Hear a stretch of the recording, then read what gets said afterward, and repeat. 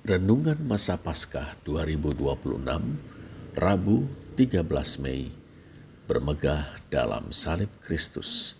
Galatia 6 ayat 11-18. Saya akan membacakan ayat 14 dan 15. Tetapi aku sekali-kali tidak mau bermegah selain dalam salib Tuhan kita Yesus Kristus. Sebab olehnya dunia telah disalibkan bagiku dan aku bagi dunia. Sebab bersunat atau tidak bersunat tidak ada artinya, tetapi menjadi ciptaan baru, itulah yang ada artinya.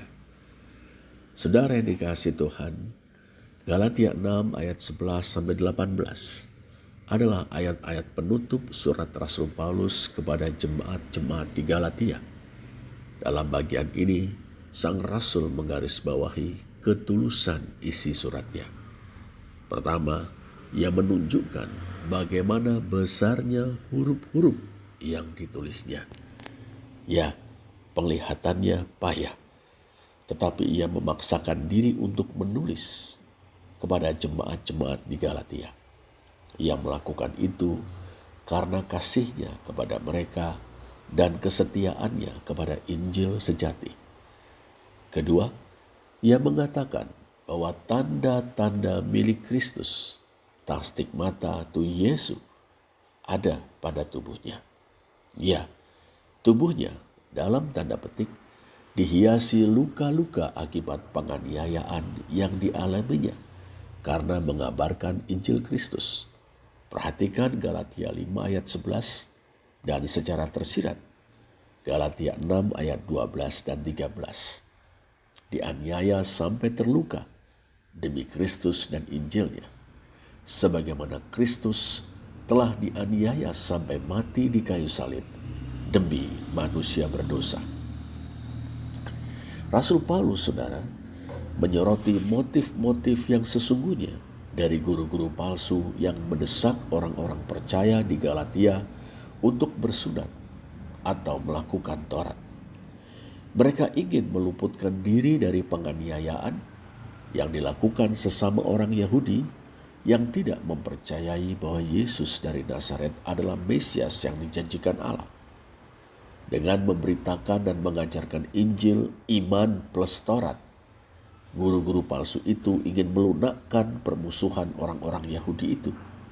Di samping itu, mereka bermaksud memenggahkan diri di hadapan jemaat di Yerusalem yang terdiri dari orang-orang Yahudi yang percaya kepada Mesias Yesus, bahwa mereka berhasil meyahudikan orang-orang dari bangsa-bangsa lain yang telah percaya kepada Mesias Yesus.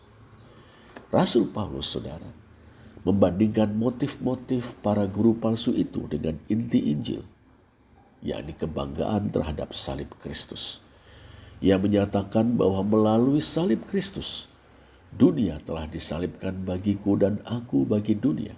Emoi kosmos, estaurotai kago kosmo. Demi salib Kristus, tiada lagi kebanggaan atas hal-hal yang bersifat lahiriah. Demi salib Kristus, ia bersedia menderita penganiayaan karena menolak hal-hal lahiriah yang diklaim sebagai jalan keselamatan. Sebab ia tahu dan percaya, berkat salib Kristus itulah orang-orang berdosa, termasuk dirinya, dibenarkan di hadapan Allah, diangkat menjadi anak-anaknya, dikaruniai hidup yang baru sebagai orang-orang merdeka, dan menerima roh yang menguduskan mereka. Pendeknya, berkat penebusan oleh Kristus, ia dan kita semua menjadi ciptaan baru, kaine tisis, dan terhimpun dalam Israel milik Allah, o Israel tuteu. Berdasarkan kebenaran ini, saudara, kita diingatkan untuk memeriksa apakah kebanggaan kita terletak pada dalam tanda petik kesalehan yang kita anggap sebagai prestasi keagamaan kita, atau justru pada salib Kristus yang berlimpah dengan anugerah dan rahmat Allah. Marilah kita menjalani hidup sebagai Kristen dengan menyadari sedalam-dalamnya bahwa identitas kita terletak dalam persatuan kita dengan Yesus Kristus, Tuhan yang mati disalibkan dan bangkit dalam kemuliaan.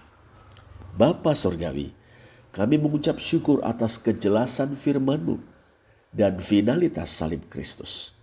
Ampunilah kami karena pernah mencari persetujuan dunia atau mengandalkan kebenaran lahiriah kami sendiri untuk meraih keselamatan dan mendapatkan rasa aman dan nyaman.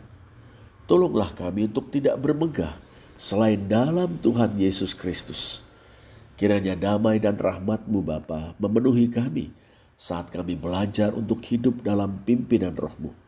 Berilah kami keberanian untuk setia kepada Injil sejati dan bersaksi tentang salib Kristus. Biarlah kami selalu bersandar pada anugerah-Mu dalam Kristus semata. Dalam nama Tuhan Yesus kami berdoa. Amin.